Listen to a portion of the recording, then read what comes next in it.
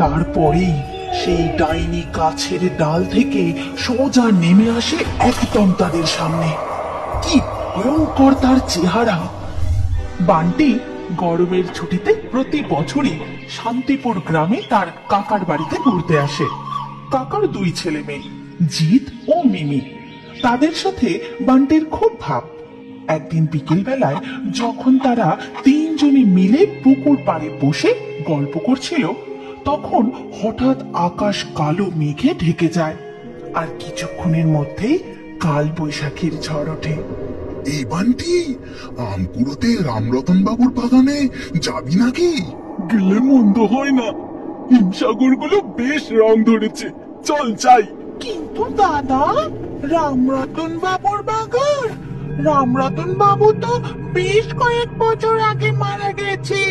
শুনেছি, সবাই বলে ওটা নাকি ভূতের বাগান হয়ে গেছে। রামরতন বাবু ভূত হয়ে ভয় দেখায়। তোর ভিতরাম কোথাকার, ওসব ভূত টুত বলে কিছু হয় না, বুঝলি?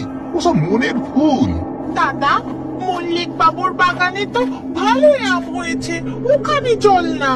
না রে, স্কুল থেকে ফেরার পথে দেখে এসেছি রামরতন বাবুর বাগানে প্রচুর আম হয়েছে, আর ওখানে ভূতের হয়ে কেউ আম কুড়োতেও যায় না, তাই আমরা অনেক আম পাবো। এই বলে তিন ভাই বোন মিলে চলে গেল রামবাবুর বাগানে আম কুড়োতে। তখন প্রায় সন্ধে হব হব। কালো মেঘে চারিদিক খুটখুটে অন্ধকার, ঝড়ের শনশন শব্দে বাতাস এলোমেলো। এখনই যেন পৃথিবী লন্ডভন্ড হয়ে যাবে। চারিদিকে শুধু গাছ পড়ে যাওয়ার মর্মর শব্দ। ওই দেখ বান্টি, রামরতন বাবুর বাগানে ওই মস্ত চাটুর্যে আম গাছটার তলায় কত আম পড়ে আছে রে। চল চল, ওখানে যাই। এ তো দেখছি আমের পাহাড় হয়ে গেছে রে, এত আম! তিন ভাই বোন মিলে খুব আনন্দ করে আম কুড়োতে থাকলো। কিন্তু হঠাৎ বান্টি, জিৎ আর মিমির মনে হলো তাদের সঙ্গে আরো কেউ একজন যেন আম কুড়োচ্ছে, অথচ পিছন দিকে তাকালে কাউকেই দেখা যাচ্ছে না। আমরা কতক্ষণ ধরে আম কুড়োচ্ছি, কিন্তু আমাদের ব্যাগ ভর্তি হচ্ছে না কেন বলতো? হ্যাঁ রে, মনে হচ্ছে আমাদের আম কেউ নিয়ে নিচ্ছে।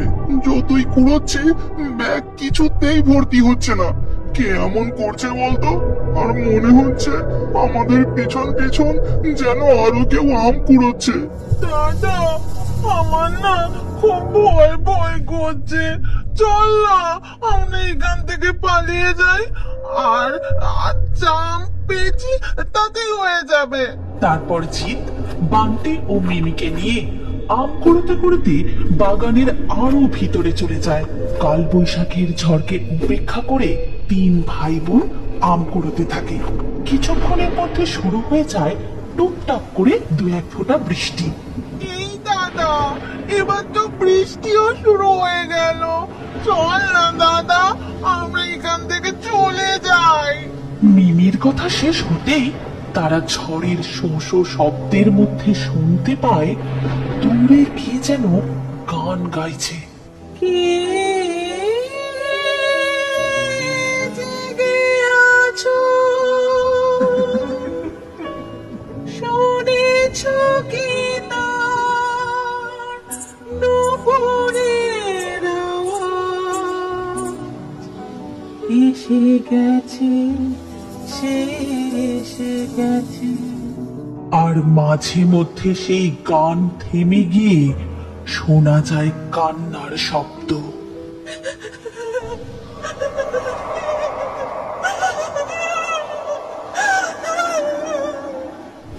যা আম পেয়েছি পেয়েছি, এবার এখান থেকে আমরা চলে যাই, চল। আমারও এবার কিন্তু ভয় ভয় করছে। হ্যাঁ, তাড়াতাড়ি চল এখান থেকে। কিন্তু এই গুটগুটে অন্ধকারে রাস্তায় তো খুঁজে পাচ্ছি না, আর কিছুই তো দেখতে পাচ্ছি না রে। আমাদের বাগান থেকে আম কুড়িয়ে নিয়ে এবার পালাবি ভাবছিস, কিন্তু তা তো হবে না। তারপরেই সেই ডাইনি গাছের ডাল থেকে সোজা নেমে আসে একদম তাদের সামনে। কি ভয়ঙ্কর তার চেহারা! ঠিক তখনই কোথা থেকে যেন আরো দুই একটা ভূত সেখানে চলে আসে। আমাদের ছেড়ে দাও, আমরা আর কোনোদিন তোমাদের বাগানে আম কুড়াতে আসবো না। এই ব্যাগের সব আম তোমরা নিয়ে নাও, কিন্তু আমাদের ছেড়ে দাও। ছেড়ে দেব বললেই হলো, কতদিন পর কচি মানুষের বাচ্চা মেয়েছি। আজ আমরা সবাই মিলে খাবো। আজ আমাদের হুজুরের বিয়ে হচ্ছে পেতনির সঙ্গে। এই বিয়ের অনুষ্ঠানে খাবারের মেনুতে তোরা খাবি। এই বলে ভূত পেতনি আর ডাইনি মিলে জিৎ, বান্টি আর মিমিকে নিয়ে সোজা চলে যায় তাদের সেই ভূতেদের ডেরায়। দেখুন হুজুর, দেখুন কাদের নিয়ে এসেছি। আজ বিয়ে বাড়ির অনুষ্ঠান একেবারে জমে যাবে। কিরে হামদা, এই তোরা কাদের নিয়ে এসেছিস রে? কি মজা, কেমন মজা! আজ খাবো গরম গরম মানুষ ভাজা, কচি কচি মানুষগুলো, মাংস যেন নরম তুলা। এদিকে তখন সন্ধে পেরিয়ে রাত হয়ে এসেছে, ঝড়ও থেমে গেছে, অথচ জিৎ, মিমি, বান্টি তখনও বাড়ি ফিরছে না দেখে বান্টির কাকা হরিবাবু বড়ই অস্থির হয়ে পড়ল। এত রাত হয়ে গেল, ছেলে মেয়েগুলো এখনো বাড়ি ফিরলো না তো। না, আর বসে থাকা যাবে না, আমি বরং আশপাশটা খুঁজে একবার দেখি। এরপর হরিবাবু পাড়ার একে ওকে ডেকে জিজ্ঞাসা করতে লাগলেন কেউ বান্টি, জিৎ ও মিমিকে দেখেছে কিনা। তখন পাড়ারই একটি ছেলে তাকে বলে, কাকা, আমার মনে হয় ওরা ওই ভূতের বাগানে গেছে। আমি শুনেছি ওরা বিকেল বেলায় পুকুর পাড়ে বসে রামরতন বাবুর বাগানে অনেক আম হয়েছে এইসব কথা আলোচনা করছিল। এদিকে ভূতেরা তখন জিৎ, মিমি ও বান্টিকে নিয়ে রীতিমতো হই হুল্লোড় শুরু করে দিয়েছে। ও পেতনি, তোমার সাজ হলো গো। আমার যে বিয়ের থেকে খিদে বেশি পাচ্ছে। ওরে বাবা, আজ আমার কি কপাল! আজ আমার বিয়ের মেনুতে মানুষের মাংস হবে, তাও আবার কচি কচি মানুষের মাংস গো। এদিকে বান্টির কাকা তাদের খুঁজতে খুঁজতে সেই বাগানে এসে হাজির। তারপর সে দেখে এক ভয়ঙ্কর পরিবেশ, কোথাও নূপুরের শব্দ তো কোথাও কান্নার শব্দ, কি গা ছমছমে ভাব। এমন সময় হঠাৎ করে কেউ যেন তার হাতটা চেপে ধরে, তারপরে তাকে নিয়ে চলে যায় সেই ভূতেদের ডেরায়। প্রভু, আরো একটা মানুষ, আজ মহোৎসব হবে। এমন ভুতুড়ে কাণ্ড দেখে হরিবাবু কি করবেন বুঝেই উঠতে পারছেন না। ভয়ে তার হাত পা কাঁপছে, গোটা শরীর ঘামে ভিজে গেছে। ওরে বাবারে, বাঁচার কি তবে আর কোনো উপায় নেই? শেষমেশ ভূতের পেটে যাবো নাকি? ভূতের হাত থেকে বাঁচতে কিছু একটা বুদ্ধি খাটাতেই হবে। তখনই তার মাথায় হঠাৎ করে একটা বুদ্ধি খেলে যায়। হরিবাবু পকেট থেকে মোবাইলটা বার করেন, তারপর মোবাইলে অনেকগুলি ভূতের ছবি দেখিয়ে বলেন, এই দেখ, আমার এই যন্ত্রের মধ্যে কত ভূত ধরে রেখেছি। তোরা এক্ষুনি আমাকে ছেড়ে দে, না হলে কিন্তু এই যন্ত্রের মধ্যে তোদের সবাইকে বন্দি করে ফেলবো। জানিস আমি কে?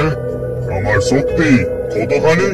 তোদের মতো চুনোপুটি ভূতেদের আমি ধরে ধরে এই যন্ত্রের মধ্যে বন্দি করি, বুঝলি? ওরে বাবা গো, ভুল করে কাকে ধরে নিয়ে এলাম গো। মনে হচ্ছে আজ আমরা সবাই গেলাম।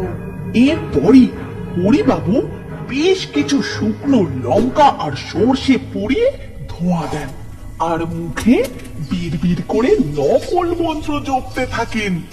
বাবা গো পালাই, আমি আর ব্রহ্মদৈত্যকে বিয়ে করব না গো। মানুষ ধরে নিয়েছে, আমার বিয়েটাই বন্ধ করে দিল। ওই এটা বন্ধ।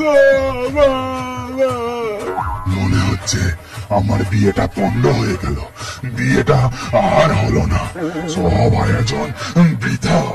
এরপর ভূতেরা ভয় পেয়ে জিৎ, বান্টি আর মিমিকে ছেড়ে দিয়ে সেখান থেকে অদৃশ্য হয়ে পালিয়ে যায়। তখন হরিবাবু বলেন, কিরে, আর কোনোদিন বেশি আম পাওয়ার লোভে ভূতের বাগানে আবার আসবি নাকি? না কাকা, আর কোনোদিনও এই বাগানে আসবো না। গোটা গায়ের লোক এই বাগানে আম কুড়োতে আসতে ভয় পায়, আর তোরা তিনজন এই বাগানেই আম কুড়োতে এসেছিলিস। আমি ঠিক সময়ে না এসে পড়লে কি বিপদটা নাই হতো বলতো? এরপর হরিবাবু জিৎ, বান্টি ও মিমিকে সঙ্গে নিয়ে সেই ভূতের আম বাগান থেকে বেরিয়ে বাড়ির দিকে রওনা দেন। এই গল্পের পরবর্তী অংশে কি হতে চলেছে আপনি কি জানতে চান? তাহলে আমাদের ফেয়ারি টুনস বাংলা কার্টুন পেজটির ফলো বাটন ক্লিক করে এক্ষুনি ফলো করে নিন। আর আপনি যদি কার্টুন প্রেমী হয়ে থাকেন তাহলে এই গল্পটি অবশ্যই শেয়ার করুন। তাহলে বন্ধু, আবার দেখা হচ্ছে আমাদের পরবর্তী ভিডিওতে।